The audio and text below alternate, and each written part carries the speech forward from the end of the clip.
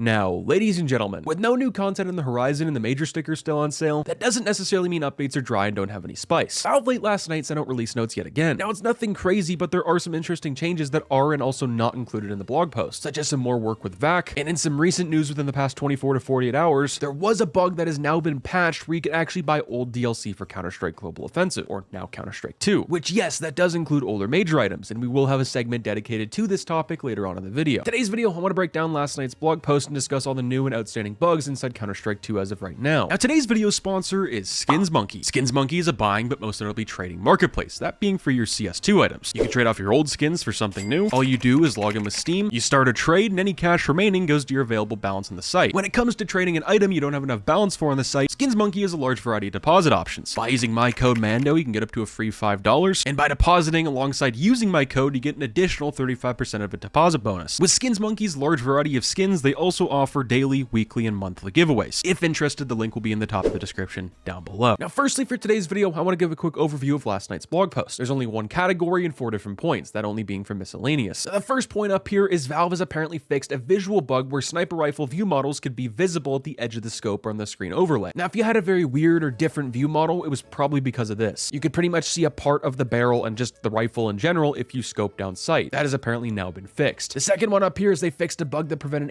HE grenade explosions from breaking the vents in DE Nuke. And I feel like that's not just happened to Nuke, but a lot of other maps as well. You throw a nade somewhere, it won't break vents either on Mirage, won't break the glass somewhere else on Nuke, or sometimes even Office for an example. It's just kind of weird. But that could also be due to someone's connection or just connection to the subtick, just subtick in general. The third point up here is they fixed an issue where view models would sometimes emit double shell eject effects. Now that was a handful of words right there. And the last point for last night's blog post is minor performance improvements. Now for exactly what they specified, we're not really sure. After playing a couple games though, it seems like they have really adjusted the FPS maybe on some maps or certain parts of certain maps, but it's really hard to tell because they don't really go into detail about it. And this is Luke in the post edit, and I quickly wanted to mention as I was recording today's video, mainly to get some B-roll for from sticker footage, I noticed stickers no longer have a delay, and that means anything having a delay when you try and inspect it inside Counter-Strike 2. Up until today, it took around 30 to 40 seconds sometimes when you inspected something on Steam or a random website for it to pop up in-game, whereas now it seems like it's instant, which is pretty awesome. Try it out for yourself, let me know what you guys think about that down below. Now before we go over all the outstanding bugs inside Counter-Strike 2 that came with and before the Other Hand update just a couple weeks ago, I thought it'd be good to mention that this update that we got on April 25th, the On the Other Hand update, where they added changes to the buy menu, the grenade crosshair, tweaks to practically everything in the game from lighting on certain backgrounds, we've now gotten 5 updates based off of that one update, which isn't any shade towards Valve, but just goes to show that when we get a huge update like this, and for whenever we do get an operation or something at that size, it may or may not take a couple weeks to a month to actually fix everything that came wrong with it when it released. And that's practically the nature of Counter-Strike 2. The last thing I want to mention for yesterday's update is I believe for the first time in probably over a year or two, Valve has seemingly missed a tweet for last night's blog post. And the only real reason I want to mention it is because on May 2nd, just last week, we received a very tiny update and they even included a blog post, which is odd. So sometimes I'm very curious who is running the Counter-Strike Twitter. But with that being said, let's now hop into the bugs. As we already mentioned a couple times in today's video, there was a brief moment over the past 48 hours where you could buy old DLC for Counter-Strike Global Offensive, or now Counter-Strike 2. Now there was a catch to this. Yes, you did have to actually pay for it, but you could have only bought these items if they had a browser page or blog post. An example of this is Krakow 2017. You could buy the capsules from a page right there, just like how you could have with Paris, the Copenhagen Major, and a lot of other majors prior. Now don't feel too bad that you missed out on this because I didn't even hear about this situation until this morning. Valve have since very quickly, like most exploits that mess with their cash flow, have taken all those items away and refunded those people. Because essentially that is on their end for messing that up or having that happen in the first place. And how it happened, I don't know if we'll ever know. But it really makes me think if there wasn't a 7-day trade hold and there was the opportunity to buy Katowice 2014 capsules last night, I wonder what that would have done to the market. Obviously it would have been fixed, but people would have been panic selling, panic buying, and there could have been some real catos lost in the mix. So I guess that's the time to be thankful for, well, the 7-day trade hold. And I guess that 3-day grace period as well. As soon as you buy something, you can't see it for 3 days. Now moving away from skins and stickers, I now want to talk about Overwatch. For those who don't know, just a couple weeks ago in the Other Hand update, Valve added it to Counter-Strike 2, but hasn't made it available to the public. And not sure when or if that'll happen anytime soon. I'm still not really sure why most people can't access it, if at all. I'm very interested to see what you guys think down below of this. Maybe it's for more tweaks and testing before they add the anti-cheat. Who really knows? And speaking of Overwatch, I now want to head into VAC and recent bans Valve have made. It's said to have been that Valve has banned over 26,000 players, most of them being case farmers and some cheaters in the process. Now the sneak peek for tomorrow's video is essentially a video on the case farming purge inside Counter-Strike 2, which goes a lot deeper at least than I originally thought, where it's not just a kid in his mom's basement, rather a full-blown empire. Now this this is Luke in the post-edit. Just when you think the CS2 VAC and cheating situation can't get any more, well, interesting, it gets a whole lot more interesting. So like we just mentioned, over 26,000 players have been banned. Majority of those people are case farmers, while also cheaters were cooked in the process. What's interesting is a tweet from Osni CS2 10 hours ago. He said many CS2 cheaters are saying after they get a cooldown for cheating, they just wait for it to end, then go back to cheating. It doesn't seem to happen to everyone though. So in my opinion, Valve doesn't have enough people to review all the cases, as there's way too many cheaters. So yes, there is apparently only a day to possibly a week cooldown for when you cheat on CS, which is just absolutely mind-blowing in my opinion, and I don't really see that changing anytime soon. So that's why we need a Counter-Strike anti-cheat ASAP. Now that pretty much concludes today's blog post as well as news inside Counter-Strike 2. Hopefully you guys enjoyed, and just for a quick reminder, we are returning to Mando Monday starting next Monday. That specifically being on May 20th. You guys ask the questions with anything to do with Counter-Strike, and I'll answer them every Monday. Hopefully you guys have a great rest of your day. Stay positive, stay sexy. I'm out, guys. Peace.